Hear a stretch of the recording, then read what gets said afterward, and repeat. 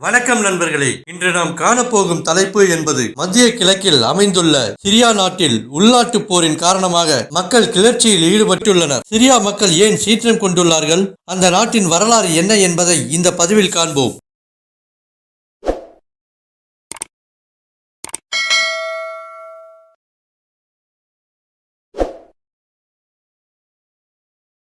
Syria நாடு என்பது மத்திய கிழக்கில் அமைந்துள்ள அரபு குடியரசு நாடு ஆகும். இது வடக்கே துருக்கியும், மேற்கில் லெபனானும், தென்மேற்கில் இஸ்ரேலையும், ஜோர்டானையும், கிழக்கில் ஈராக்கையும் எல்லையாக கொண்டிருக்கிறது. சிரியாவின் தற்போதைய வரலாறு முதல் உலகப் போருக்கு பிறகு தொடங்குகிறது. 1919 ஆண்டு சிரியாவின் பகுதிகளை பைசல் மன்னர் ஆண்டு கொண்டிருந்தார். பிறகு அவர் ஈராக் பகுதிகளுக்கும் மன்னரானார். 1920 ஆண்டு சிரியா தேசிய காங்கிரஸ் துருக்கி முதல் எகிப்து வரை உள்ள பகுதிகளுக்கும் பைசல் அவர்களை மன்னராக அறிவித்தனர். சிரியா அரபு படைகளுக்கும் பிரெஞ்சு படைகளுக்கும் இடையில் மேசலூன் போர் ஏற்பட்டது. இந்த போரில் பிரெஞ்சு படை வெற்றி பெற்று சிரியாவின் பைசல் மன்னரின் ஆட்சி முடிவுக்கு வந்தது. 1920 ஆண்டு பிரெஞ்சுக்கும் பிரிட்டிஷ் அரசுக்கும் ஏற்பட்ட ஒப்பந்தத்தின் காரணமாக சிரியா, லெபனான் பிரெஞ்சு ஆதிக்கத்தின் கீழும், பாலஸ்தீனம் பிரிட்டிஷ் ஆதிக்கத்தின் கீழும் இருப்பது என்று முடிவு செய்யப்பட்டது. பிரெஞ்சு கட்டுப்பாட்டின் கீழ் வந்த சிரியாவை 3 பகுதிகளாக பிரித்தனர். 1925 ஆண்டு பிரெஞ்சு ஆதிக்கத்தை எதிர்த்து கிளர்ச்சி ஏற்பட்டது. அந்த கிளர்ச்சியை சுல்தான் அல் அட்ராஸ் என்பவர் தலைமையில் நடைபெற்றது. இந்த கிளர்ச்சி சிரியா மற்றும் லெபனானின் சில பகுதிகளிலும் பரவியது. 1927 ஆண்டு சிரியாவில் அமைந்துள்ள 3 பகுதிகளையும் கிளர்ச்சியாளர்களிடம் இருந்து பிரெஞ்சு படை மீட்டது. அதன் பிறகு சுல்தான் அல் அட்ராஸ்க்கு பிரெஞ்சு மரண தண்டனை கொடுத்தது. ஆனால் அவர் கிளர்ச்சியாளர்களுடன் டிரான்ஸ் ஜோர்டானுக்கு தப்பி சென்றார். பிறகு மன்னிக்கப்பட்டார்.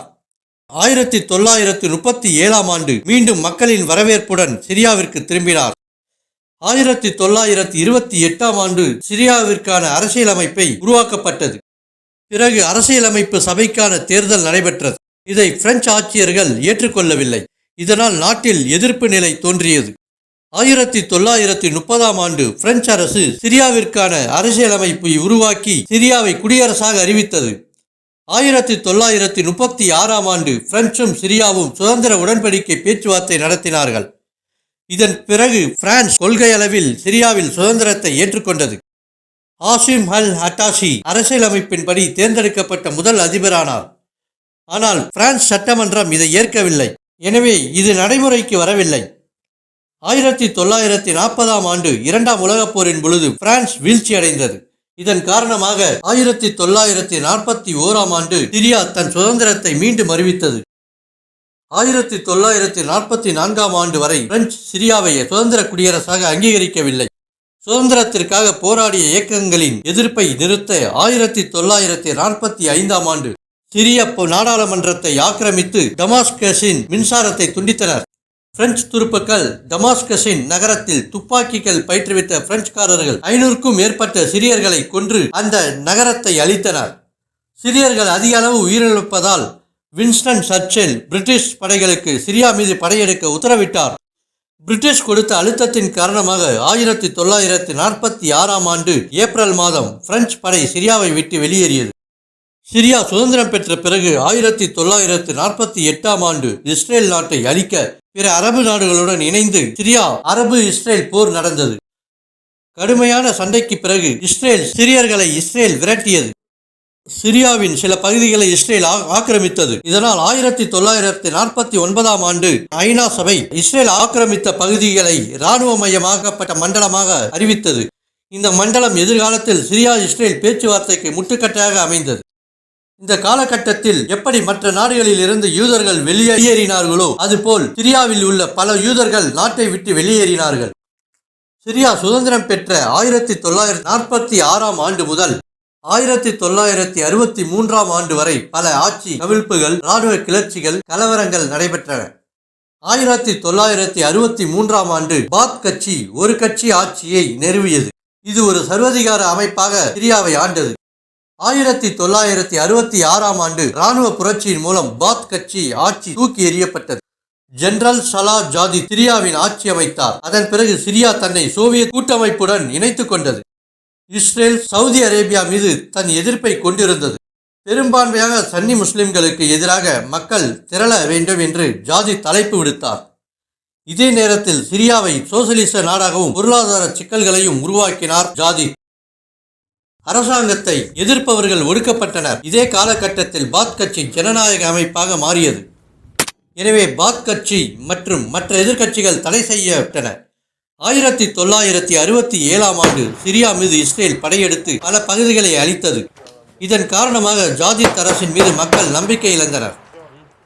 1970ஆம் ஆண்டு பாதுகாப்பு அமைச்சர் அக்பிஸ் அல் அசாத் சதியின் மூலம் ஆட்சி அதிகாரத்தை கைப்பற்றினார். நாட்டின் உள்கட்டமைப்பையும் கட்டுப்பாட்டையும் உருவாக்கினார்.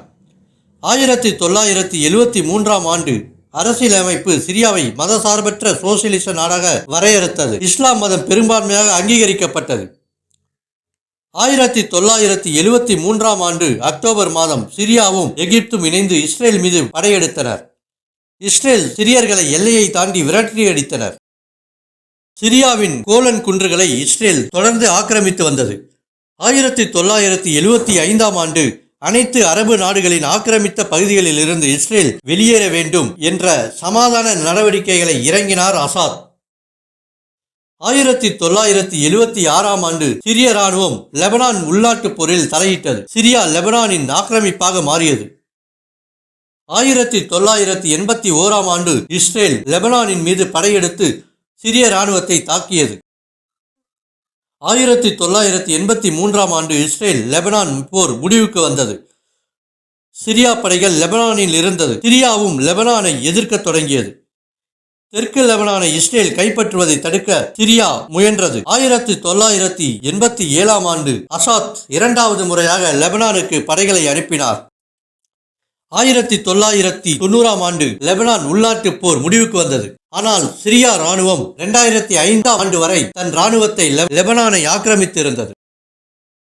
சிரியாவில் சன்னி முஸ்லிம்கள் பெரும்பான்மை. ஆனால் அசாத் அலாவை முஸ்லிம்கள் சமூகத்தை சேர்ந்தவர். அலாவை முஸ்லிம்கள் சிறுபான்மையினர். அதனால் பெரும்பான்மை சன்னி முஸ்லிம்கள் சிறு குழுக்களாக பிரிந்து சிரியா முழுவதும் மக்கள் கிளர்ச்சிகளை தொடங்கினார்கள்.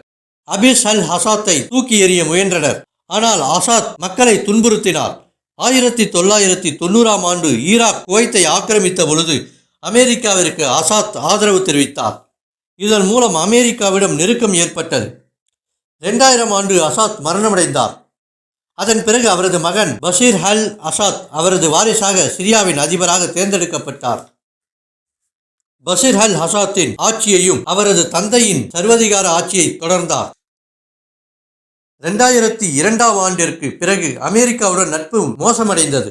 அமெரிக்கா, இஸ்ரேல் மற்றும் ஐரோப்பிய ஒன்றியம் ஆகியவை சிரியா தீவிரவாத குழுக்களுடன் தொடர்பு இருப்பதாக குற்றம் சுமத்தியது. 2004ஆம் ஆண்டு அமெரிக்கா சிரியா மீது பொருளாதார தடை விதித்தது. சிரியாவில் ஏற்பட்டுள்ள உள்நாட்டுப் போர் என்பது வெவ்வேறு பகுதிகளில் உள்ள எதிர்ப்பு குழுக்களுக்கும் சிரியா இராணுவத்திற்கும் ஏற்பட்டுள்ள மோதலாகும். 2011ஆம் ஆண்டு டமாஸ்கஸ் மற்றும் டெராவில் நகரங்களில் எதிர்ப்பாளர்கள் கிளர்ச்சியில் ஈடுபட்டனர். அவ்வாறு ஈடுபட்ட கிளர்ச்சியாளர்கள் பலர் கொன்று குவிக்கப்பட்டனர். இதன் காரணமாக போராட்டம் வலுப்பெற்றது. அமைதியாக நடந்த போராட்டம் பஷீர் அல் அசாத்தின் கொடுமையால் போராட்டம் ஆயுதமேந்திய போராட்டமாக மாறியது. இந்த போராட்டம் தற்பொழுது வரை நீடித்து வருகிறது. தற்போது கிளர்ச்சியின் மூலமாக மக்கள் வெகுண்டெழுந்து பஷீர் அல் அசாத்தின் கொடுங்கோல் ஆட்சி முடிவுக்கு கொண்டு வந்துள்ளனர்.